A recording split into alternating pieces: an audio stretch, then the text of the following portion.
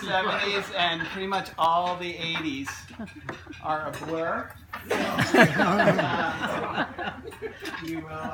I know some of their friends have photo places with the big sideburns, the floral pants, and the stash wine in the ski slope somewhere, and the post-dinner dance party sweaty photos.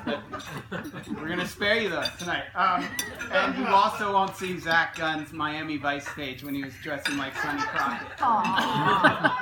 But as someone who's been around these guys 48 out of the 50 that they had, I want to make a few comments and then we'll roll it.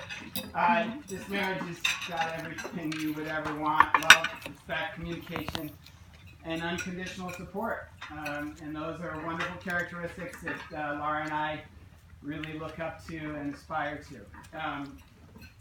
There is something unique about this relationship, and Zach mentioned it. It's the teamwork. It's how they complement one another. It's really an amazing thing, and I had somebody ask me about that the other day, and I mentioned that they were unique in the way they operated together. And the guy said, "Oh yeah, you know, it's kind of like that the Nile crocodile and the Egyptian plover." And so I went back and he told me about it. And so the Nile crocodile, if you don't know about this, like after it gorges on a wildebeest or whatever, it kind of comes up on the bank and just opens its mouth, and the plover comes over and takes all the meat out of its teeth. And it's like a good deal. Like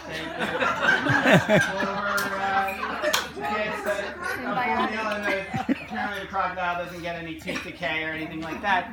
And this is just, exemplary. Zach mentioned. My parents are using that plover croc teamwork all the time. They plan family gatherings, they build arenas, they do corporate retreats, they conserve farmland and make sure blindness, and that's kind of really what's great about them. But look, as the oldest son, I don't want to pump their tires too much. So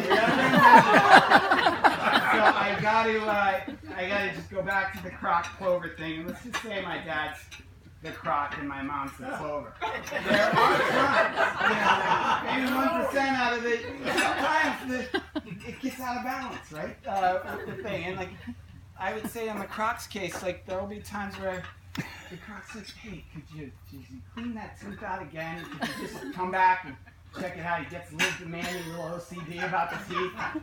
And the plover's like, "Okay, yeah, usually just soldiers on, checks the tooth, gets it done, Sometimes though, like every, once out of 365 a year, the plover kind of gives it a hand wave, and it's like, no, it's all good.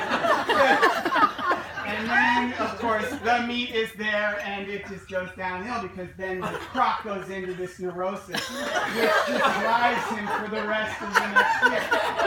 So that's the croc. But then we've also realized that the plover, sometimes the plover, like the croc and the rest of the plover flock, might try to tell a plover, like, "Hey, this is something that might be good for your health. You should try this. This is like the one thing."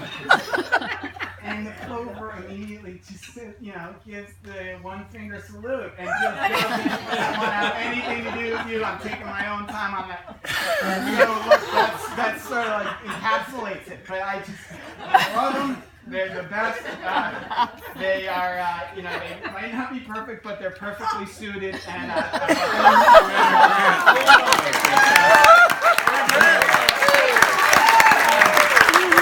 before we roll it, I don't see the picture up on the. You haven't started the projector.